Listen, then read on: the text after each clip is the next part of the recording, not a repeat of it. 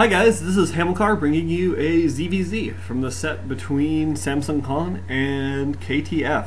And this is going to be a game between Great and Luxury.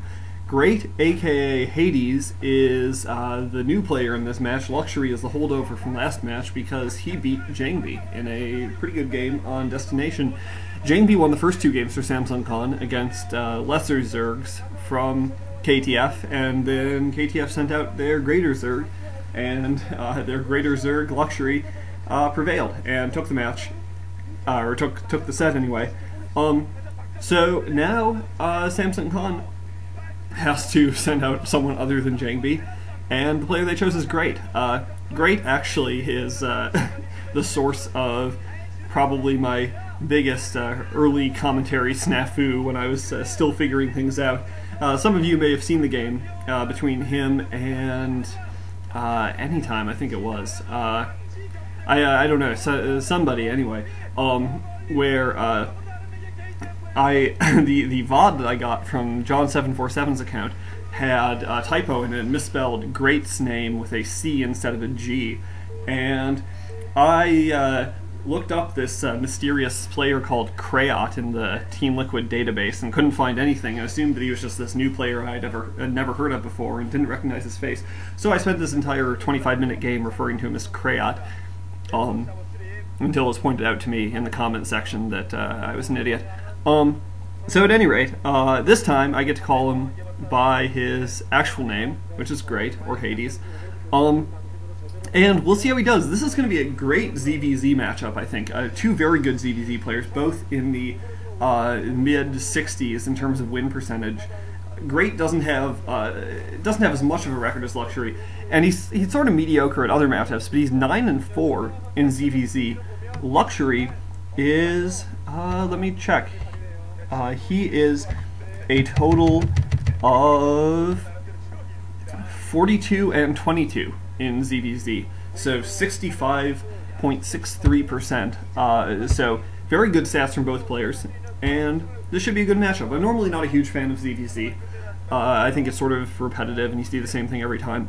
But every once in a while, when you see a player do something really daring or ballsy or creative, it can be a good matchup. We're seeing both players going for, looks like, no, 9 pool for Luxury. Luxury is the Teal player on the right side. And Great is the player, the yellow player in the top left. 9 pool gas for Luxury. Meanwhile, some sort of 12 build, I think, coming from Great. And it's going to be a 12 pool. And that's probably the superior choice against 9 pool, because it's going to allow him to get lings out in time to combat any lings that Luxury sends out, while at the same time giving him that slight economic advantage, which is really important in ZVZ. So a bit of a build order advantage early on for Great, but we've seen in a lot of recent games that good ZVZ players can overcome those build order advantages pretty easily. Well, not necessarily easily, but can overcome them anyway. Meanwhile, it looks like Great is going to play down his natural hatchery. So he's going for a very econ-intensive build. We'll see whether he's able to hold off these Zerglings that are being sent out.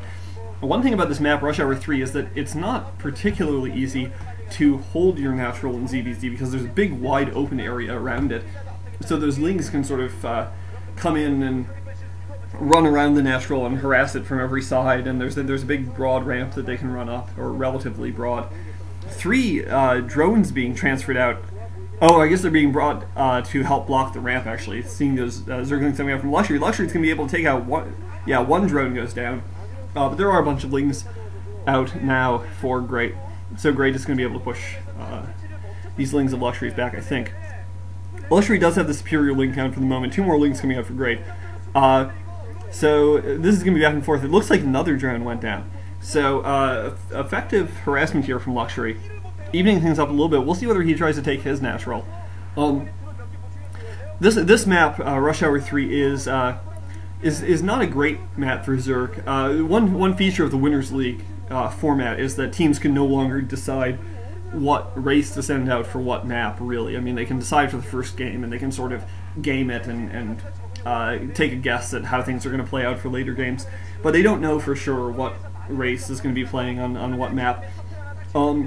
So we're not going to see the profusion of TBTs that we've seen on this map, because this map really does favor Terran, particularly against Protoss, but also against Zerg. It's just a death trap for Protoss overall, so we've seen very little Protoss play so far on this map, and there's a number of reasons for that. Lots of bridges that the Terran player can hold in TVP, and push out of. I think lots of room for vulture harass, because there are all these different routes around the map. At any rate, it's irrelevant now. The point is, map imbalances are irrelevant right now, because we are seeing a ZVZ Spire almost up for luxury, and I'm not sure that I'm not sure what Great's doing. Great doesn't have a layer going down, so Great is just going to go for spore colonies. He's going to be, I mean, not even mining gas. So, I mean, maybe he's just going to forego Mutalisks entirely, which would be odd. But 2 creep colonies going down. I'm not sure if both of those will turn into spores or one of them will be a sunken. But we've seen this sort of build once or twice before in, well, probably more than that. I've seen it once or twice before in ZVZ. It's hard to make it work, but maybe Great has some idea that I haven't seen before.